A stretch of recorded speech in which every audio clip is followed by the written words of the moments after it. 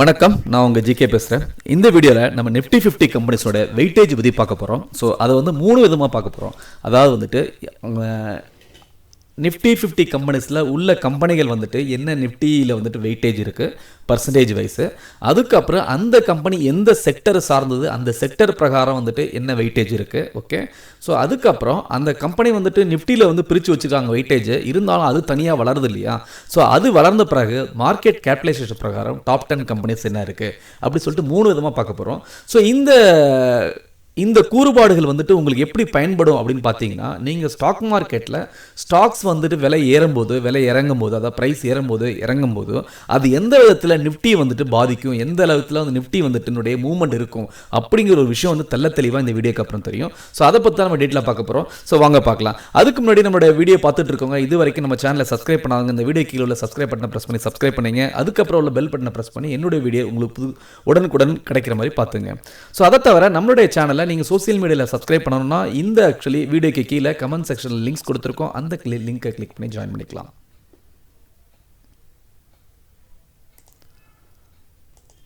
சரி, ஸோ நான் இப்போ என்ன பண்ணியிருக்கேன் அப்படின்னு பார்த்தீங்கன்னா, என்எஸ்சி வெப்சைட்லேருந்து நிஃப்டி 15 வெயிட்டேஜ் லிஸ்ட்டை வந்து டவுன்லோட் பண்ணியிருக்கேன். இது வந்துட்டு நான் ஃப்ரெஷ்ஷாக டவுன்லோட் பண்ணது அப்படின்னு என்ன சொல்ல வரேன் அப்படின்னா, ரீசன் ஆக்சுவலி டேட்டா தான் March 29, 2019. ஓகே, ஸோ இது வந்துட்டு ஒவ்வொரு மாதமும் அப்டேட் பண்ணுவாங்க. அந்த அடிப்படையில் பார்த்தீங்கன்னா லாஸ்ட் மந்த் அப்டேட் பண்ண லிஸ்ட் இது. ஸோ இதில் எடுத்துக்கிட்டிங்கன்னா நம்ம ஃபஸ்ட்டு என்ன சொன்னேன் அப்படின்னா, நிஃப்டி 50 எல்லாருக்குமே தெரியும் 50 கம்பெனிஸ் இருக்குது. இந்த 50 கம்பெனிஸ் தான் வந்துட்டு இண்டெக்ஸ் வந்துட்டு ஃபார்ம் பண்ணியிருக்கு. இந்த 50 கம்பெனிஸ் செயல்பாடுகள் தான் வந்து இண்டெக்ஸ்னுடைய மூவ்மெண்ட்டுக்கு வந்து அடிப்படையாக இருக்கும். இந்த மூவ்மெண்ட்டை பொறுத்து வந்து மற்ற கம்பெனிஸும் ரியாக்ட் பண்ணும்.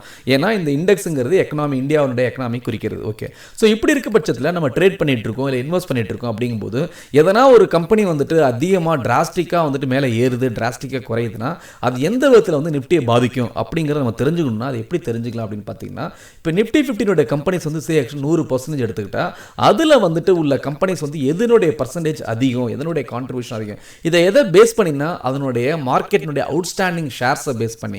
ஸோ அவுட்ஸ்டாண்டிங் ஷேர்ஸுங்கிறது எப்பொழுதும் கான்ஸ்டண்டாக இருக்கும், அன்லஸ் அதர்வைஸ் ஆக்சுவலி அவங்க ஷேரை வந்து பைபேக் பண்ணலாம். ஓகே, ஸோ அப்படி கான்ஸ்டண்டாக இருக்கும்போது ஆனால் மார்க்கெட் கேபிடலைசேஷன் மட்டும் வந்துட்டு வெரி ஆகும். நம்ம வந்து நேற்று ஒரு வீடியோ போட்டோம், மார்க்கெட் கேபிடலைசேஷனா என்ன, அது எப்படி கால்குலேட் பண்ணுறாங்க, அந்த வீடியோ வந்துட்டு இங்கே ஐங்கிற பட்டன் இருக்கும், அதை கிளிக் பண்ணி நீங்கள் பார்த்தா உங்களுக்கு டீட்டெயிலாக புரியும். ஸோ மார்க்கெட் கேபிடலைசேஷன் வெரி ஆகும்போது ஒரு ஸ்டாக் வந்துட்டு மேலே ஏறுது அப்படின்னா, கண்டினியூஸாக ஏறிட்டு இருக்குன்னா இன்னொரு ஸ்டாக்கை விட அதை தாண்டி போயிட்டு இருக்கலாம். அதாவது வந்துட்டு 2-3 பேர் வந்து ரன்னிங் ரேஸ்க்கு வந்து ஸ்டார்ட் பண்ணுறாங்க. ஓகே, ஸ்டார்ட் ஆகும்போது 3 பேர் ஒரே இடத்துல தான் இருந்தாங்க. ஆனால் ஸ்டார்ட் பண்ண பிறகு அவங்களோட வேகத்தை பொறுத்து வந்துட்டு ரெண்டாவது போனவங்க முன்னாடி போகலாம், முன்னாடி போனவங்க வந்து பின்னாடி போகலாம், இப்படி நடக்கும் இல்லையா. அதே மாதிரி இந்த மார்க்கெட் கேபிடலைசேஷன் வெரி ஆகிட்டு இருக்கும். இருந்தாலும் அவுட்ஸ்டாண்டிங் ஷேர்ஸுங்கிறது சேம், அதை பொறுத்து வந்து கம்பெனியை வந்துட்டு லிஸ்ட் பண்ணுறாங்க. அப்படி வந்து என்எஸ்சி என்ன பண்ணியிருக்காங்க, இந்த 50 கம்பெனியில் டாப் 10 கம்பெனிஸ் வந்து லிஸ்ட் பண்ணியிருக்காங்க. இது வந்து ரேங்கிங் பேஸ்டு கிடையாது, அவங்களுடைய மார்க்கெட் கான்ட்ரிபியூஷன், அதாவது வந்துட்டு அவுட்ஸ்டாண்டிங் ஷேர்ஸ் எவ்வளோ இருக்குது அதை பேஸ் பண்ணி. ஸோ ரேங்கிங் பேஸ்னு எடுத்துகிட்டு அது கேபிடலைசேஷன், அது உங்களுக்கு நான் 3ஆவது காட்டுறேன். ஓகே, ஸோ இப்போ ஃபஸ்ட் நம்ம என்ன பார்க்க போகிறோம்னா, நிஃப்டி 50 டாப் 10 கம்பெனிஸ் வந்துட்டு கான்ட்ரிபியூஷன் வைஸ், அதாவது அவுட்ஸ்டாண்டிங் ஷேர் வைஸ் என்ன 10 கம்பெனி அப்படின்னு பார்க்க போகிறோம். அதுக்கப்புறம் அதே மாதிரி டாப் செக்டர்ஸ் என்ன அப்படிங்கிறத பார்க்க போகிறோம். ஸோ லாஸ்ட்டாக வந்து கேபிடலைசேஷன் பார்க்க போகிறோம்.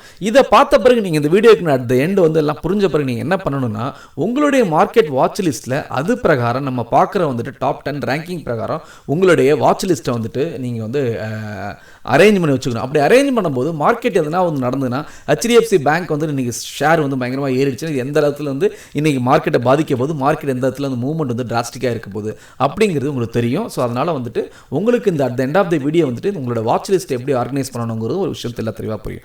ஓகே, ஸோ இப்போ வந்துட்டு நம்ம மொத்தம் 50 கம்பெனிஸ் இருக்குது. 50 கம்பெனிஸ் இருந்தாலும் இதில் வந்து 10 கம்பெனிஸ் வந்து அரேஞ்ச் பண்ணி வச்சுருக்காங்க வெயிட்டேஜ் பிரகாரம், அதனோட பர்சன்டேஜ் வெயிட் பிரகாரம். அதில் பார்த்தீங்கன்னா first company HDFC bank limited. Okay, so ஆனால் பாருங்கள் HDFC பேங்க் வந்து ஃபஸ்ட்டில் வந்துட்டு வெயிட்டேஜ் பிரகாரம் இருக்குது, ஆனால் ரிலையன்ஸ் வந்து மார்க்கெட் கேபிடலைசேஷன் பிரகாரம் ஃபஸ்ட்டு போயிடுச்சு. அப்படின்னு என்ன அர்த்தம், நான் ஏற்கனவே சொன்ன மாதிரி ரன்னிங் ரேஸில் 3 பேர் ஒன்றா தான் உட்காந்தாங்க, ஆனால் வந்துட்டு அந்த ஆர்கனைசேஷன் பட் வந்து ரிலையன்ஸ் வந்து முந்திக்கிடுச்சு.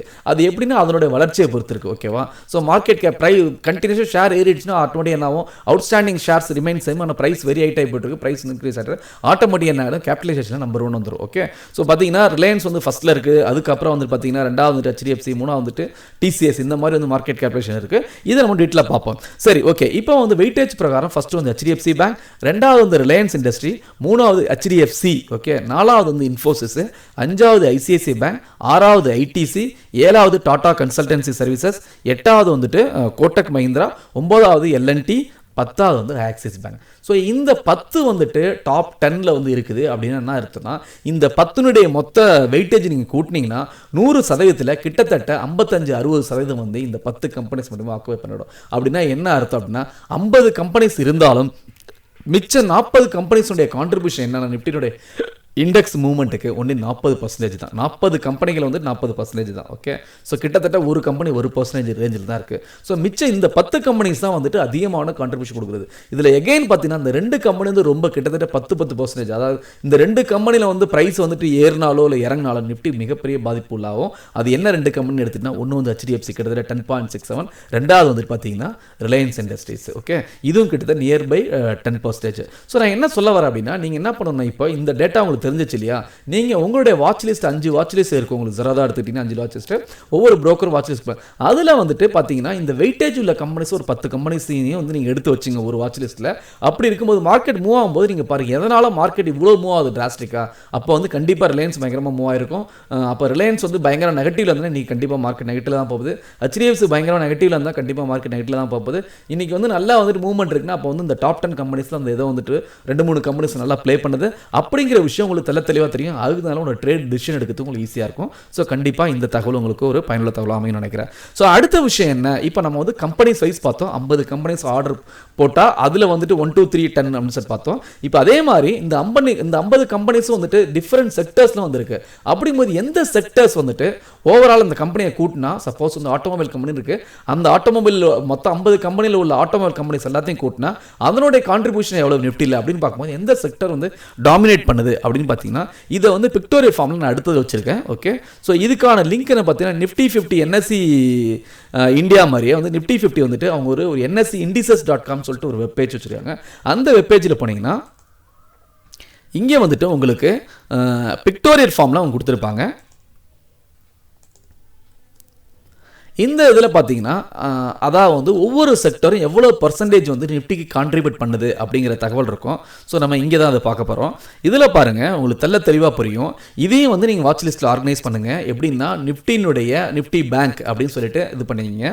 ஸோ நிஃப்டி பேங்க் வந்துட்டு ஒரு செக்டரு, அதுக்கப்புறம் ரெண்டாவது நிஃப்டி வந்துட்டு எனர்ஜி, நிஃப்டி ஐடின்னு சொல்லிட்டு இந்த ஆர்டர் வைக்கும்போது அப்போ வந்து இன்றைக்கி பேங்க் வந்து பயங்கரமாக வந்துட்டு மூவ் ஆகிட்டு இருக்கு. பேங்க் ஸ்டாக்ஸ் எல்லாம் அப்போ வந்து பேங்க் ஸ்டாக்ஸ் க்ரீனாக இருக்குது, இன்றைக்கி வந்து நிஃப்டி நல்லா மூவ் ஆகும் அப்படிங்கிற ஒரு ஐடியா உங்களுக்கு கிடைக்கும். சரி, ஸோ அப்படி பார்க்கும்போது 37.78% வந்துட்டு பேங்க்னோட ஃபினான்சியல் சர்வீசஸ், பேங்க்குங்கிறதோட ஓவராலாக ஃபினான்சியல் சர்வீசஸ், ஈவன் இது வந்து HDFCயும் வரும். ஓகே, HDFC பேங்க் வரும், HDFC வரும். ஸோ ஃபினான்சியல், அதாவது லோன் கொடுக்குறதுங்க, இந்த மாதிரி பேங்கிங் இருக்கு இல்லையா, அந்த மாதிரி வந்து நான் பேங்கிங் ரெண்டும் சேர்ந்து ஃபினான்ஷியல் சர்வீசஸ் மட்டுமே வந்துட்டு பார்த்தீங்கன்னா ஓவரால் நிஃப்டியில் வந்துட்டு கிட்டத்தட்ட 37.78 கிட்டத்தட்ட 40% வந்துட்டு இவங்க ஆக்குபை பண்ணுறாங்க. ரிமைனிங் 60%.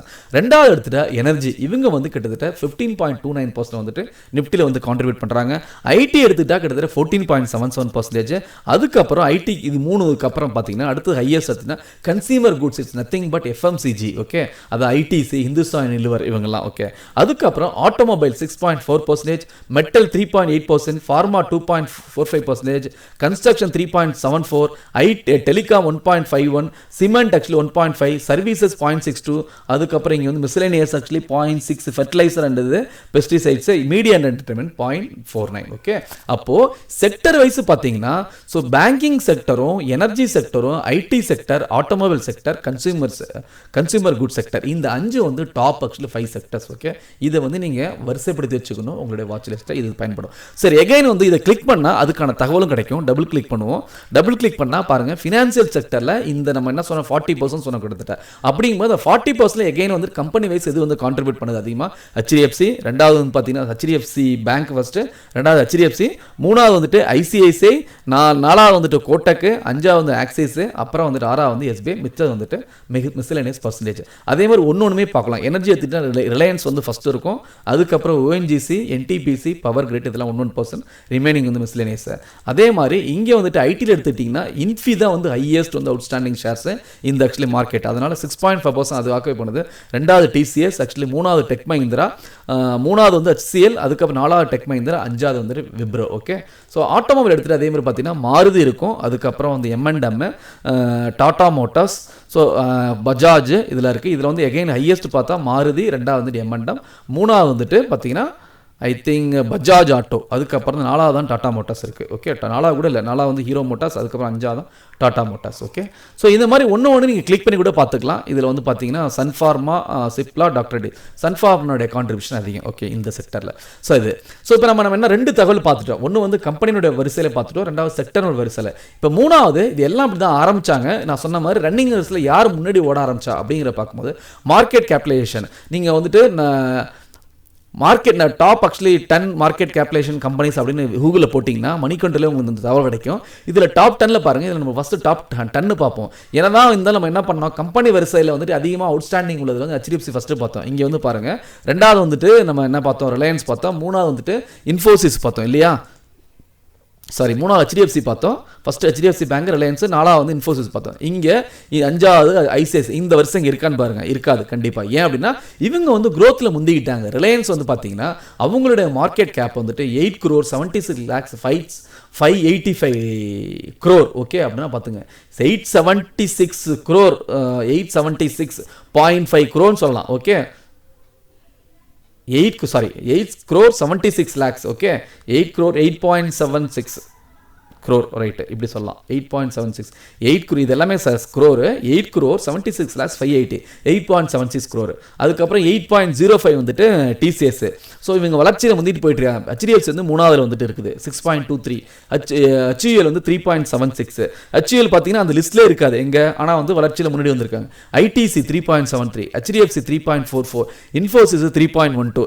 இன்ஃபோசிஸ் 4வது இடத்துல இருந்தாலும் இங்கே வந்து கேபிடலைசேஷன் பிரகாரம் பார்த்தீங்கன்னா 3, 2, 5, 6, 7வது இடத்துல இருக்குது. SBI, Kotak Mahindra, ICICI bank, Maruti Suzuki, கிட்டத்தட்ட நம்ம 10 பார்த்துட்டு நினைக்கிறேன். ஸோ எதுக்கு இதை சொல்ல வர அப்படின்னா மார்க்கெட் கேபிடலைசேஷன் இது வந்து நாளைக்கே வந்து நான் TCS முன்னாடி போகலாம். இது அடிக்கடி நடந்திருக்கு. ரிலையன்ஸ் TCS மாறி மார்க்கெட் கேபிடலைசேஷன் முன்னாடி வந்துட்டு இருப்பாங்க.